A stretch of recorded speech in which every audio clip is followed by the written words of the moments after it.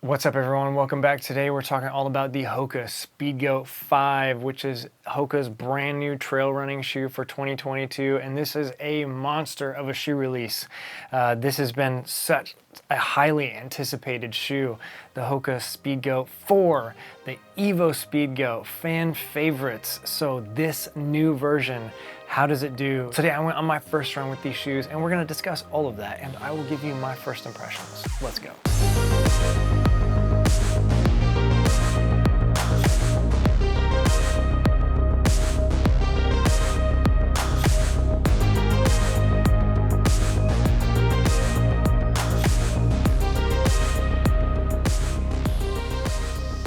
We have the SPEEDGOAT 5s. Can you see them? Now you can see them. SPEEDGOAT 5s. Oh my gosh. Ready? All right. SPEEDGOAT 5s. Let's go.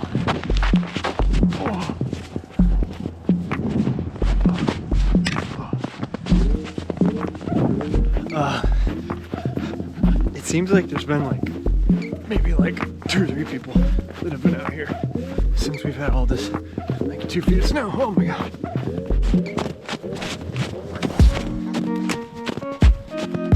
Look at this though, this is beautiful.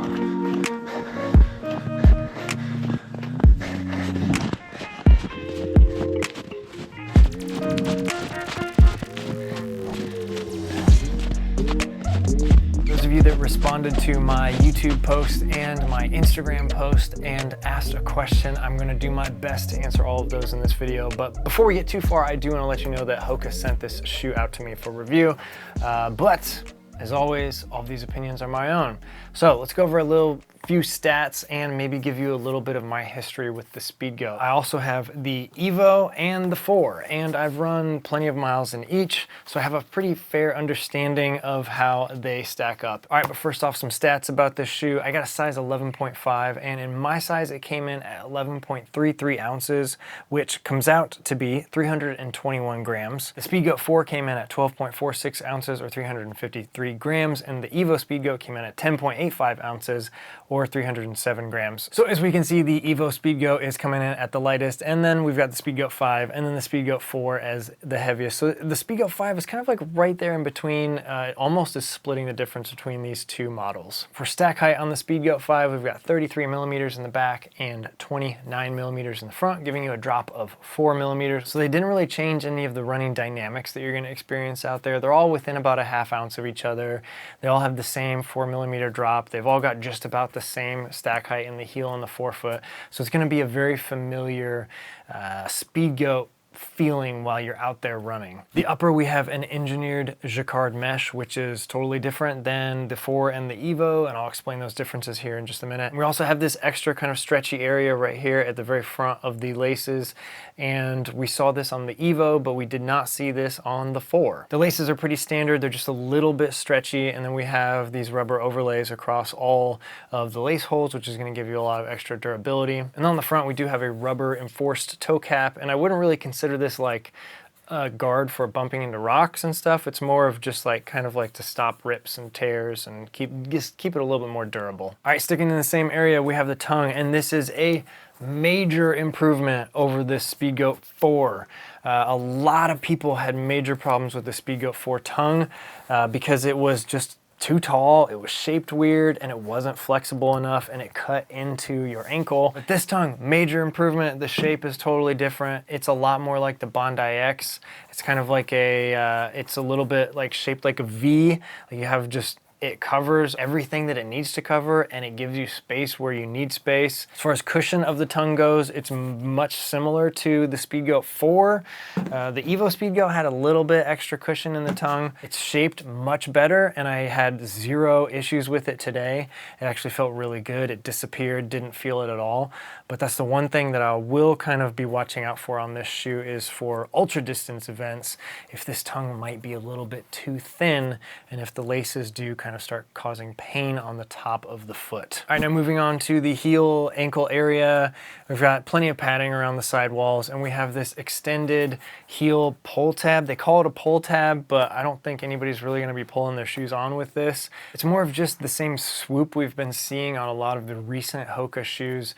That's just going to give you a little bit extra comfort in the Achilles area, but it also has a little bit extra here so that you kind of do still get a more traditional feel right on that Achilles. I'll just talk about how I feel about this upper a little bit right now, because this is maybe one of the most comfortable first runs I've ever had in a shoe. The jacquard upper is just stretchy enough. It's super flexible. There were no hot spots anywhere. And with the toe area, like I got a lot of questions on Instagram about the toe area. So I'm gonna try and address that right now. I need to run in it probably a couple more times and kind of switch back mid-run to see if there's more volume or about the same. I'm guessing it's about the same volume, but it feels like there's more room in there, and it has to do with this upper. I did not have any discomfort in my pinky toe area, which is kind of something that happens to me in the Speedgoats every once in a while, especially on the Speedgoat 4. Just looking at it with like the eyeball test, they look to be almost exactly the same shape in the forefoot,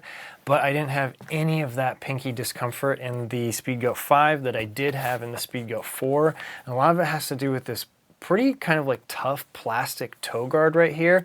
And then the upper material was just way less flexible than this jacquard mesh is. And I really liked this mesh here. And even like comparing to the EVO Speedgoat, these are completely different. This has a matrix upper that was really stretchy and also like extremely durable. And it also had just a little bit bigger area right here that kind of did allow your toes to like stretch. But I did feel like the Speedgoat 5 felt more like the EVO Speedgoat, but with a little bit extra stability in the upper. I did feel like the EVO at times just kind of got too loose in the upper and almost a little bit unstable, to where it kind of just like, it was so flexible that you just weren't like super confident. So the Speedgoat 5, I do think that they, after my first run, I do think that they have improved this upper pretty dramatically from both shoes, in my opinion. And this is something I'll say here, I'll kind of just jump in and say this right now. If you are a die-hard fan of the Speedgoat 4, or if you're a die-hard fan of the EVO Speedgoat, you're probably gonna have a few issues with the Speedgoat 5, because it is not exactly the same as either of those shoes. There are kind of, in my opinion, they're taking sort of the best of both shoes and putting them into one shoe. I've been using this like service road. It goes around this parking lot. It's about a half-mile loop.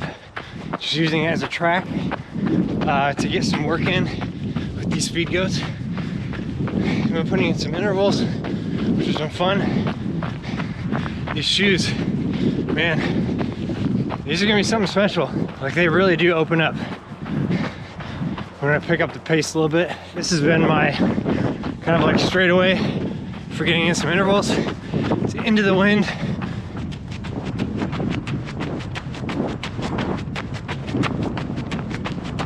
All right, but let's move on to the midsole.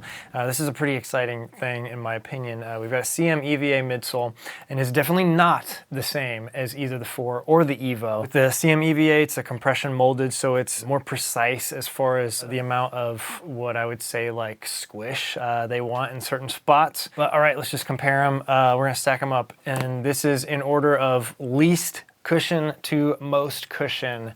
The 4 was definitely the most firm out of all 3 of these.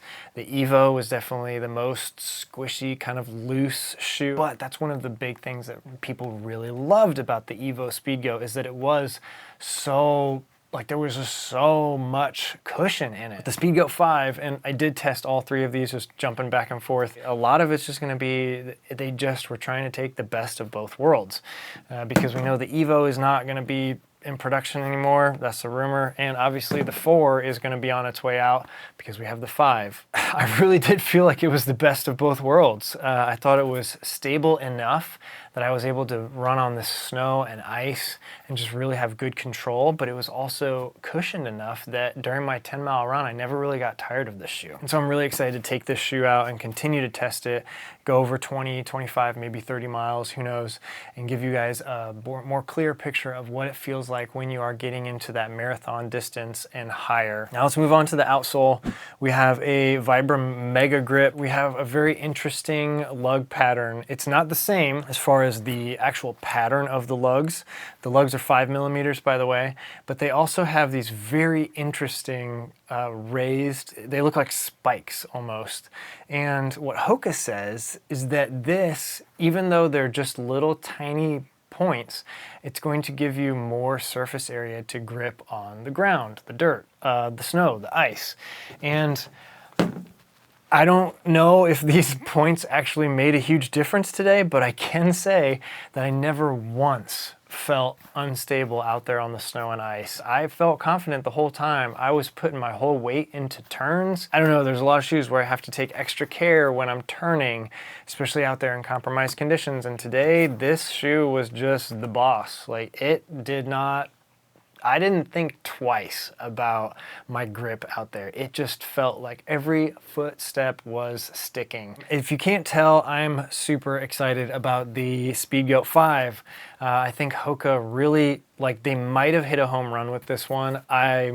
I'm just putting it out there. It might be too early to tell. We're gonna see. I'm gonna keep running this shoe. Obviously, I'm gonna be putting a lot of miles in this shoe over the next couple weeks, and I will give you my full review soon on this, and hopefully I'll be able to get it out before the shoe actually drops in March so that you guys can know everything about this shoe, whether or not it's gonna be right for you. But so far, after one run, it really feels like HOKA took the best of the 4 and the EVO, kind of smashed them together into the 5, and gave us a shoe that might be a really special one. So if you made it to the end of this video, definitely leave a like and comment down below. Let me know how excited you are about the Speedgoat 5. But that's it for this one. Thank you guys so much for joining, and I will see you again soon.